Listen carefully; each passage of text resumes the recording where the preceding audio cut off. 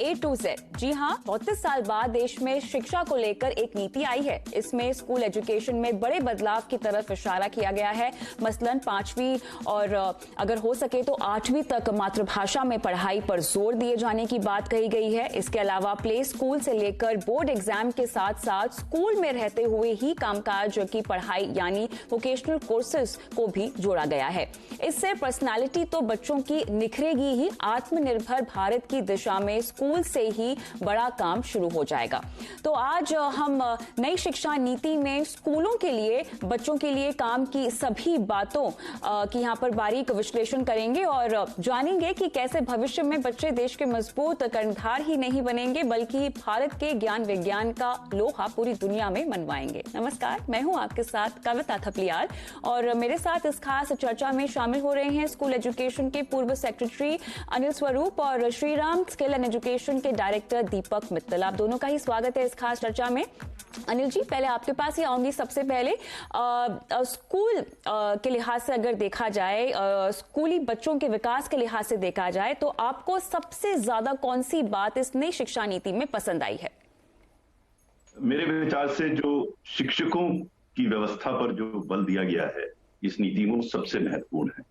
क्योंकि मेरा व्यक्तिगत मत ये पहले भी था और आज भी है कि शिक्षक जो है शिक्षा का, स्कूली शिक्षा की धुरी है और यदि इनसे संबंधित विषयों पर अगर हम समाधान की समस्याओं का नहीं कर सके तो हम कुछ भी और कर लें, शिक्षा में सुधार नहीं होने वाला है। तो ये एक अच्छी खबर है कि इस नीति में शिक्षकों से संबंधित विभिन्न प्रावधानों को देखा गया है। उदाहरण स्वरूप मेरे विचार से सबसे बड़ा माफिया जो स्कूल का इस वर्तमान में है वो है बीएड और डीएलएड कॉलेजेस, यानी कि वो कॉलेजेस जो कि शिक्षित करते हैं शिक्षक को शिक्षक बनने के लिए। अब अगर वो व्यवस्था अगर ठीक नहीं है तो कैसे शिक्षक हमें प्राप्त होंगे? वर्तमान व्यवस्था के तहत लगभग 16,000 बीएड और डीएलएड कॉलेजेस हैं, जिसमें लगभग 4,000 ऐसे थे जो एग्जिस्ट नहीं करते, सिर्फ पेपर पर और डिग्री देते थे। अब विचार कीजिए कि ऐसा व्यक्ति जो इन स्कूल से, इन कॉलेजेस से पास होके आता है और वो किस प्रकार की शिक्षा दे सकेगा। इस व्यवस्था को समाप्त करने के लिए शिक्षा नीति में बड़ा स्पष्ट रूप से कहा गया है कि एक 4 वर्षीय इंटीग्रेटेड कोर्स बीएड का शुरू किया जाएगा। इससे ज्यादातर ये समस्या समाधान हो जाएगी और जितने फर्जी कॉलेजेस हैं उनको बंद होना पड़ेगा। दूसरा जो महत्वपूर्ण बिंदु है शिक्षकों से संबंधित वो है शिक्षकों का चयन। जब इनका चयन शासकीय स्कूलों के लिए किया जाता था तो पूर्व में इसमें कई रैकेट्स हुए। आपको जानकारी होगी कि पूर्व मुख्यमंत्री भी जेल गए इस संदर्भ में। उस रैकेट को खत्म करने के लिए शिक्षा नीति में एक टीचर्स एंट्रेंस टेस्ट की व्यवस्था की गई है और सुदृढ़ व्यवस्था है। उससे ये भी समस्या का समाधान हो सकेगा। इसी तरह जब टीचर बन जाता है उसके बाद उसको कैसे उसके स्किल्स को अपग्रेड करें, इसकी व्यवस्था भी इसमें की गई है। शिक्षा नीति में तो कई सारे प्रावधान हैं, लेकिन मेरे विचार से ये सबसे महत्वपूर्ण प्रावधान है शिक्षक से संबंधित और मुझे आशा है कि इसके फलस्वरूप शिक्षा की गुणवत्ता में सुधार आ सकेगा। बिल्कुल दीपक, यहाँ पर अनिल जी ने तो शिक्षकों के लिहाज से नई एजुकेशन पॉलिसी, नई शिक्षा नीति में क्या क्या अहम बातें बताई हैं, लेकिन बच्चों के लिहाज से थोड़ा सा हमें समझना चाहिए इसको। सबसे पहले मेरा एम्फेसिस ज्यादा वर्नाकुलर मीडियम को लेकर होगा, जिसकी प्रतिक्रिया हमें बहुत जोरों से दिखाई दे रही है। कुछ उसको सही मानते हैं, कुछ नहीं मानते हैं। हिंदी के साथ साथ रीजनल लैंग्वेजेस को भी यहाँ तवज्जो दी जा रही है, लेकिन अंग्रेजी जो है उसका इंट्रोडक्शन 5वीं और उसके बाद होने जा रहा है। ऐसे वक्त पे जहां पर हम बच्चों को ग्लोबल या यूनिवर्सल एजुकेशन और उसके कंपटीशन के लिए तैयार कर रहे हैं, हिंदी और वर्नाकुलर या रीजनल लैंग्वेजेस का इंट्रोडक्शन तो सही है, लेकिन क्या अंग्रेजी को 5 स्टैंडर्ड के बाद रखना है, 5वीं कक्षा के बाद रखना सही है? हाँ, तो Kavita ji, thank you for having me on this show. तो मेरा मानना ये है कि इसका बहुत ही मिक्स्ड इम्पैक्ट पड़ेगा पूरी एजुकेशन इंडस्ट्री पे, पूरी एजुकेशन सेक्टर पे। सारे बच्चे जो हमारे हैं वो अगर शुरुआत से ही अपनी वर्नाकुलर लैंग्वेज, अपनी मदर टंग बोलेंगे, अपनी मदर टंग में ही पढ़ाई करेंगे तो उनमें एक सेंस ऑफ प्राइड होगा इंडियन लैंग्वेजेस के लिए, एक सेंस ऑफ बिलोंगिंगनेस होगी कंट्री के लिए। वो जब भी बाहर जाएंगे या दूसरे क्षेत्रों के लोगों से बात करेंगे तो एक वो प्राउड तरीके से अपने आप को रिप्रेजेंट कर पाएंगे। उनको उसकी निटी ग्रिटी पता होगी एंड उसमें हमें एक और चीज़ मिलेगी कि हमें जो पुराने काल के हमारा कल्चर है, हमारी सोसाइटी के स्क्रिप्चर्स हैं, वो भी सर्वाइव तभी कर पाएंगे अगर हम शुरू से ही इंग्लिश पे ज़्यादा फोकस करेंगे। तो बच्चे कभी भी अपनी पुरानी भाषाएं भूलते जा रहे हैं आज की डेट में। लेकिन मैंने शिक्षकों से और मैंने दूसरी स्कूल के प्रिंसिपलों से भी बात की है, उसमें ये देखा गया है कि इसमें काफ़ी चैलेंजेस भी आएंगे। आज की डेट में भी हमारे पास हिंदी मीडियम स्कूल्स भी हैं और लोकल रीजनल लेवल स्कूल्स भी हैं जो वेरियस स्टेट्स में एग्जिस्ट करते हैं। अब इनको हम कैसे इस पॉलिसी को इम्प्लीमेंट करते हैं वो एक बड़ा क्वेश्चन मार्क है, वो आगे आगे धीरे धीरे क्लियर होगा। इसमें एग्जामिनेशन कैसे होगा, वो भी हिंदी मातृभाषा में होगा या किसी और लैंग्वेज में होगा।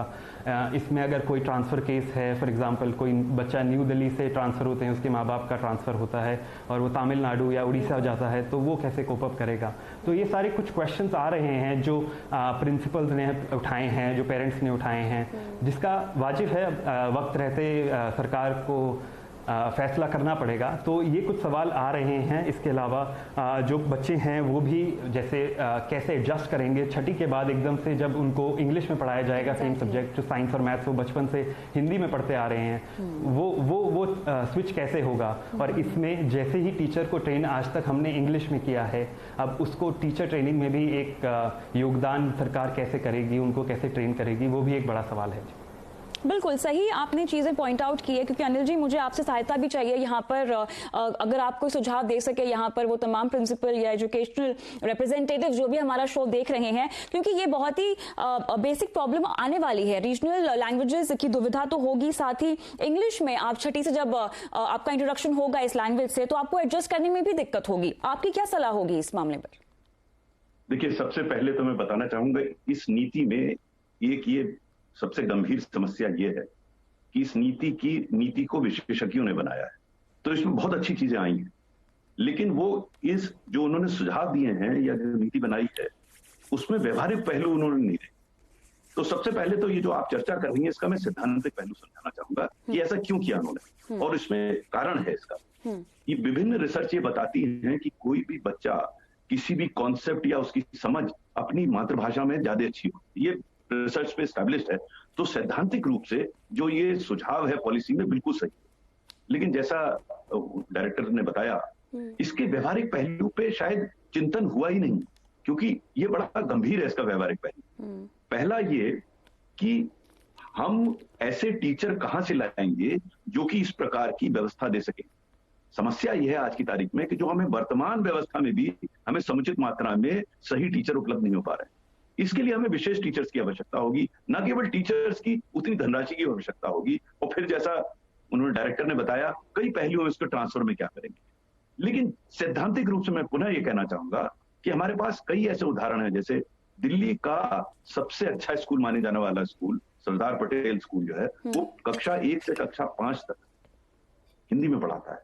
इसी तरह जवाहरलाल नेहरू विद्यालय जो JNVs है वहां पर जो शिक्षा दी जाती है कक्षा 1 से कक्षा 8 तक मातृभाषा में दी जाती है और उसके विद्यार्थी बड़े अच्छे निकलते हैं। तो जहां एक और ये आवश्यक है, वहीं दूसरी ओर इसके व्यवहारिक पहलू, क्योंकि JNV का तो पैसा सरकार दे देती और सरदार पटेल विद्यालय का पैसा प्राइवेट वाले दे देते हैं, लेकिन इसको व्यापक रूप से चलाने में कई व्यवहारिक कठिनाइयां आएंगी। इसका कैसे होगा ये बड़ा अभी सोचना बड़ा मुश्किल है, क्योंकि ना तो उतने टीचर मिल पाएंगे, ना उतनी धनराशि मिल पाएगी, तो उसे कैसे इंप्लीमेंट करेंगे। तो कई बार ऐसा होता है कि कोई आइडिया बड़ा डिजायरेबल होता है, यानी कि वांछित होता है, आवश्यक होता है, लेकिन उसका इंप्लीमेंटेशन डिफिकल्ट होता है। तो इस पे और गंभीर चर्चा होनी पड़ेगी। मैं नहीं देख रहा हूं कि इसको तात्कालिक रूप से हो सकेगा, थोड़ा समय लगेगा, लेकिन अंततः ये व्यवस्था बनानी होगी। तो पॉलिसी में कई चीजें ऐसी होती हैं जिसमें कुछ चीजें आप तुरंत कर लें, जो मैंने टीचर के बारे में बताया वो तुरंत किया जा सकता है और परहैप्स होगा भी, लेकिन कुछ ऐसी चीजें हैं जिनको समय के उपरांत किया जाएगा। ये वो व्यवस्था होगी जो शायद तात्कालिक रूप से नहीं होगी, इस पे और चिंतन होगा, व्यवस्थाएं बनेगी, तदुपरांत इसको क्रियान्वित किया जाएगा।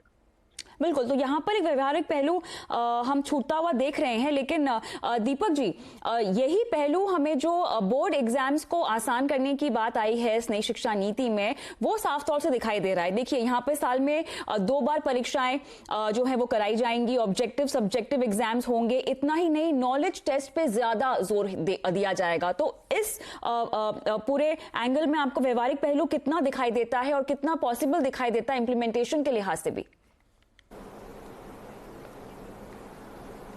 कविता जी, ये एक एज आई सेड बिफोर कि बहुत सोचने वाली बात है कि अब ये इम्प्लीमेंट कैसे होगा। The thought and the aim इसके पीछे जो है वो बहुत अच्छा है। इसके पीछे जो फाइनल रिजल्ट इनको लाना है, जो रिसर्चर ने सोचा है, वो बहुत एक अच्छा रिजल्ट इन्होंने सोचा है कि आएगा। लेकिन इसको इम्प्लीमेंट कैसे किया जाएगा, साल में 2 बार टेस्ट कैसे होंगे, अगर कोई अलग अलग डेट्स पे बच्चा टेस्ट दे रहा है तो उसको टेस्ट अलग अलग टेस्ट दिया जाएगा या फिर सेम टेस्ट दिया जाएगा, सीक्रेसी कैसे मेंटेन होगी, इतने सारे टेस्ट कैसे दिए जाएंगे। इसके अलावा जो अलग अलग लेवल पे 3री, 5वीं, 8वीं अलग अलग लेवल पे टेस्ट दिए जाएंगे वो कैसे मैनेज होंगे। अभी जब हम 12वीं और 10वीं में इतना प्रेशर लेते हैं बच्चे, उससे ऑब्वियसली कम प्रेशर होगा बच्चों पे जब वो उनके पास एक मौका होगा कि वो सेकेंड बार देके इम्प्रूव कर सकते हैं। तो the idea and the thought behind the whole policy is very good. इसका implementation is the key now.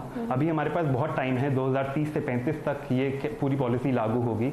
लेकिन अब हमें सरकार से as a school owner, as a parent, जिनसे भी मेरी इंटरेक्शन हुई है, उनके हिसाब से इसमें 90%, 95% पॉइंट्स बहुत अच्छे हैं। अपनी एजुकेशन बहुत प्रोग्रेसिव पॉइंट्स हैं, लेकिन इसकी implementation is the key now. अब इसकी इम्प्लीमेंटेशन 2 साल में होती है, 5 साल में होती है या 10 साल में होती है, दैट इज़ द की।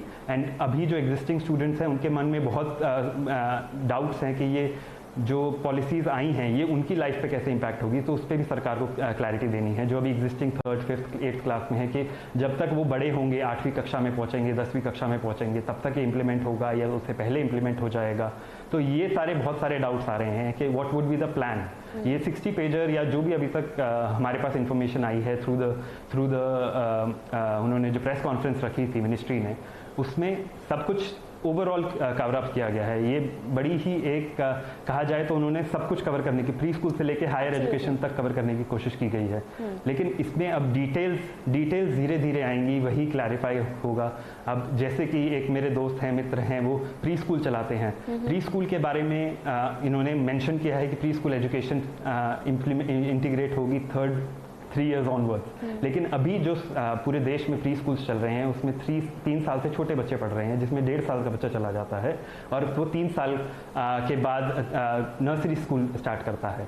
तो ये सारे डाउट्स और ये सारी क्लैरिटी धीरे धीरे आएगी। नए नए ऑर्गेनाइजेशंस बन रही है, मिनिस्ट्री का नाम चेंज हो गया है, मिनिस्ट्री ऑफ एजुकेशन हो गया है, उसके अंडर नई नई ऑर्गेनाइजेशन, नए नए लोग आएंगे, वो फिर धीरे धीरे हमें क्लैरिटी देंगे। धीरे धीरे वक्त ही बता पाएगा कि ये कैसे इम्प्लीमेंट होगी। चूंकि डिटेल्स हमें आने वाले समय में ही आती हुई पता चलेंगी। लेकिन अनिल जी, क्योंकि हम प्रोग्रेसिव शिक्षा नीति की यहाँ बात कर रहे हैं, यहाँ पर काफी सारे ऐसी बातें हैं, पॉइंट्स हैं जो अपने आप में नई भी हैं। जैसे कि रिपोर्ट कार्ड का जो तरीका है वो बदलेगा। 3 स्तर पर अब रिपोर्ट कार्ड जो है वो तैयार होगा। छात्र, सहपाठी और शिक्षक जो है वो मिलकर रिपोर्ट कार्ड तैयार करेंगे।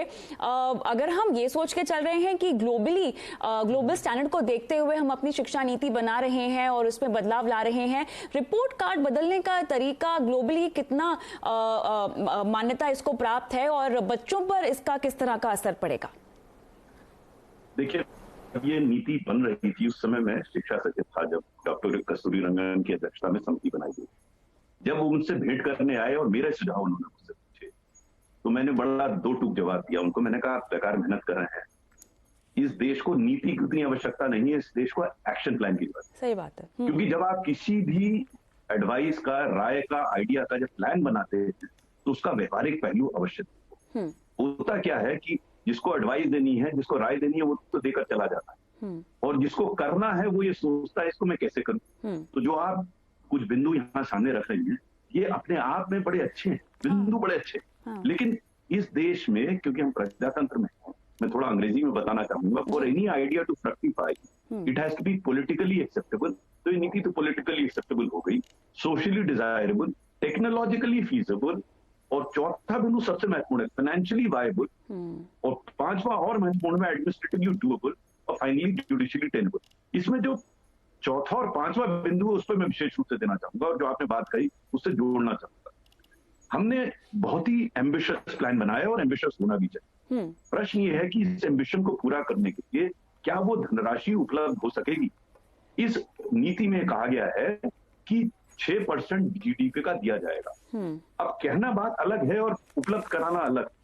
पूर्व में भी ये व्यवस्था थी कि जो योजना भारत सरकार की थी उसमें 60% अंश केंद्र सरकार देगा मैंने सचिव के रूप में अनुभव किया कि हम 60% नहीं दे पाते थे क्योंकि हमारे पास उतनी धनराशि नहीं थी। ये तब था जो पूरी योजनाओं के बारे में, तब हम इतने जीडीपी तक सोचते ही नहीं थे।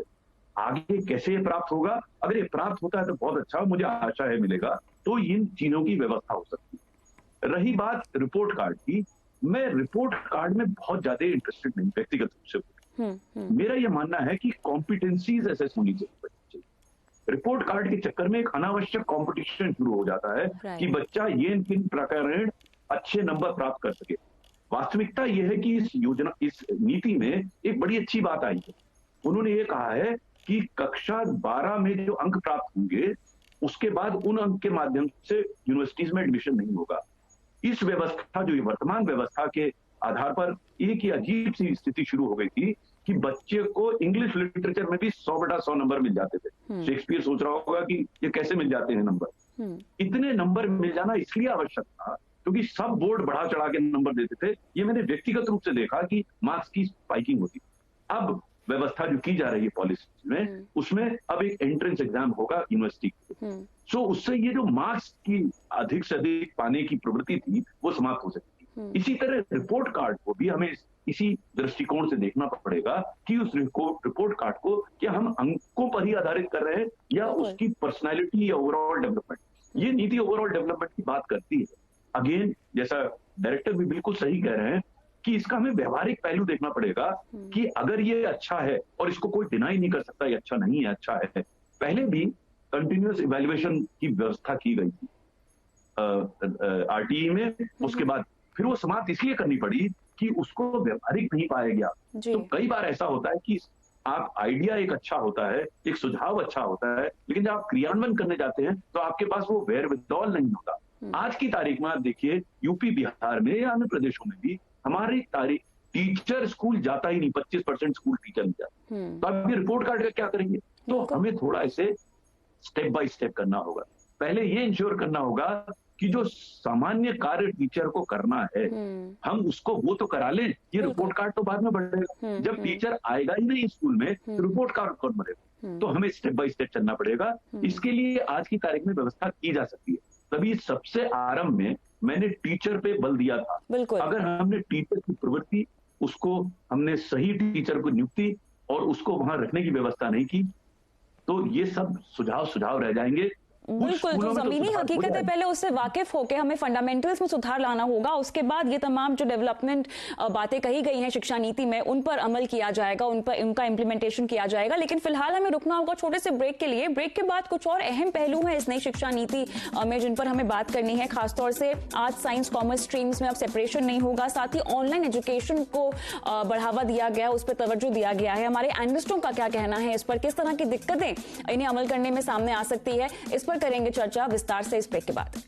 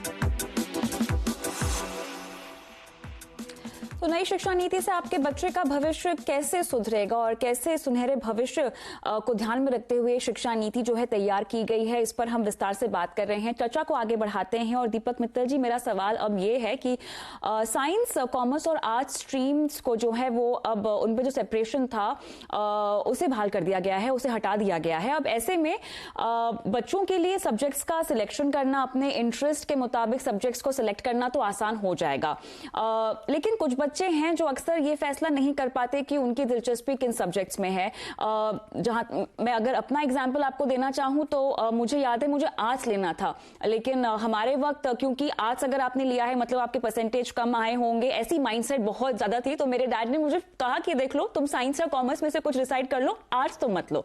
बहरहाल यहाँ पर अब बच्चों के लिए स्थिति कितनी बेहतर हुई है इस पर्टिकुलर बात को ध्यान में रखते हुए? जी डेफिनेटली बच्चों के लिए बहुत इम्प्रूव किया गया है। ये जो पैटर्न हमने बना रखा था बचपन से, एक माइंडसेट था कि साइंस का बच्चा है तो बहुत इंटेलिजेंट वाला बच्चा है, और अगर बच्चा बिल्कुल नालायक है, पेपर में अच्छे मार्क्स नहीं लाता, तो उसको आर्ट्स दिला दो, वो पास हो जाएगा, उसको डिग्री मिल जाएगी फ्यूचर में। बट अब इस माइंडसेट से मूव अवे हो रहा था हमारे सोसाइटी, हमारा समाज। आजकल बहुत इंटेलिजेंट बच्चे हमने देखा है साइंस बैकग्राउंड में भी जाते हैं, आर्ट्स बैकग्राउंड में भी जाते हैं, कॉमर्स बैकग्राउंड में भी जाते हैं, क्योंकि कंपटीशन हर फील्ड में बहुत ज़्यादा हो गया है। अब इसी की तरफ एक पॉजिटिव माइंडसेट से सरकार ने एक कदम ये लिया है कि अब कोई डिस्टिंग्विश नहीं कर पाएगा कि आपको एक स्ट्रीम लेनी है। आप बायोलॉजी के साथ म्यूज़िक पढ़ सकते हैं, आप किसी लैंग्वेज के साथ कॉमर्स का अकाउंटेंसी पढ़ सकते हैं, आप इकोनॉमिक्स के साथ फिजियोलॉजी पढ़ सकते हैं या फिजिकल एजुकेशन ले सकते हैं। तो ये एक बहुत अच्छा सुझाव है सरकार का कि बच्चा जिस फील्ड में इंटरेस्ट है, जिस फील्ड में उसको जो पढ़ाई करनी है, ज़रूरी नहीं है कि वो एक सब्जेक्ट में, अगर साइंस में अच्छा है तो वो सिर्फ साइंस के सब्जेक्ट पढ़ेगा। वो मल्टीपल सब्जेक्ट्स, मेजर और माइनर का इसमें कंसेप्ट लाया जाएगा। जिस फील्ड में उसको मेजर करना है वो उस फील्ड का मेजर कर पाएगा, उस सब्जेक्ट का मेजर कर पाएगा, उसके बारे में in depth research, in depth analysis कर पाएगा, और उसके साथ साथ कोई एक दूसरा सब्जेक्ट भी पढ़ पाएगा जिसमें उसकी रुचि बनती है।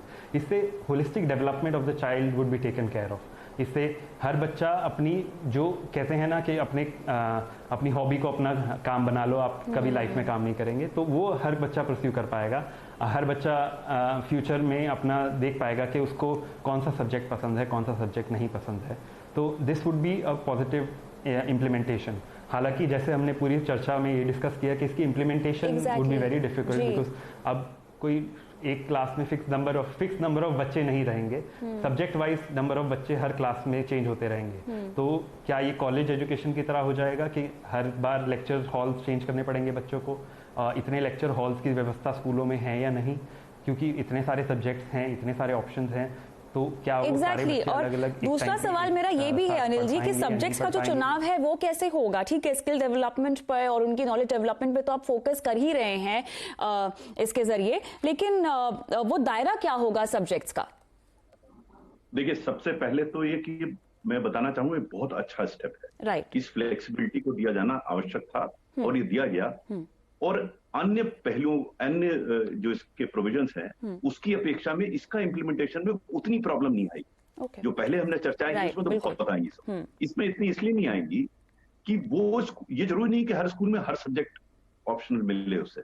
वो स्कूल निर्धारित कर लेगा मेरे पास 6 कमरे हैं, मैं इतने ऑप्शन दे रहा हूँ, उसमें से चूज कर लेगा। तो इसका मैं बहुत प्रॉब्लम नहीं देख रहा हूँ व्यवहारिक, और ना ये प्रॉब्लम देख रहा हूँ कि बच्चे का चयन में, क्योंकि आज की तारीख में ये व्यवस्था है कि थ्रू काउंसलिंग बच्चे को समझाया जा सकता है, वो समझ सकता है कि उसके लिए कौन सा अच्छा है।